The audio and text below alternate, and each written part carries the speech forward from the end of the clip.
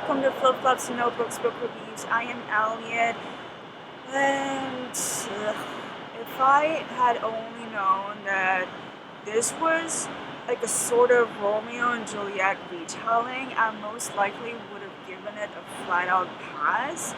I can't stand the Romeo and Juliet story. It's the type of drama that I really do not enjoy at all. But I am talking about Salt and Sugar by Carvalho, not the original Romeo and Juliet. So first of all, thank you to the publisher, Inkyard and NetGalley, for providing me with a copy of this story. All of my opinions are my own, I should say. This is going to be published on November 1st, 2022, so in a couple of days, maybe a week or so from where I am. This is also Carvalho's debut. Good for you. No sarcasm intended for whatsoever. It's always great to see new talent coming in the scene.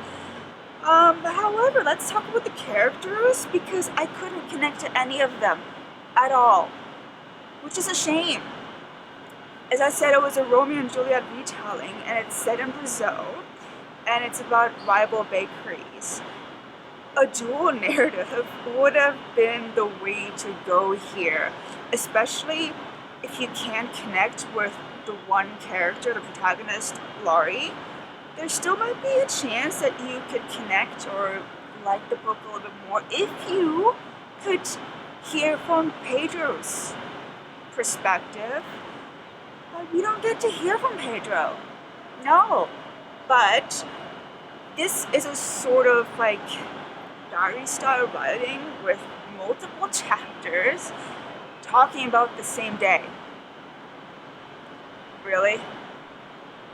Is that, I don't know, it really bothered me, like having finished one chapter and it's the exact same day, just like a little bit later. I'm like, it really kind of like killed me. Add to that the petty drama and the various details that didn't quite make sense, plus my displeasure with the whole Romeo and Juliet theme, and everything was just so amplified. All of my not so great experiences reading this book. I also found that the writing was awkward at best.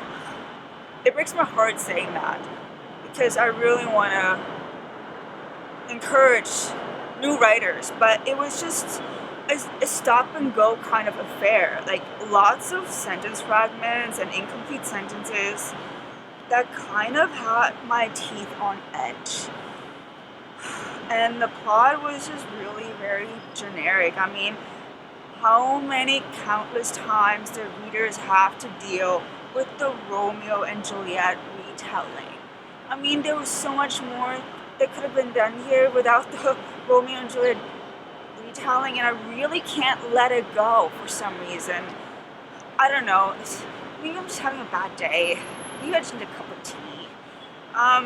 But yeah, overall, again, if I had known this was a sort of retelling of Romeo and Juliet, I probably wouldn't have even started it, because I know I don't like the story in general, like the original.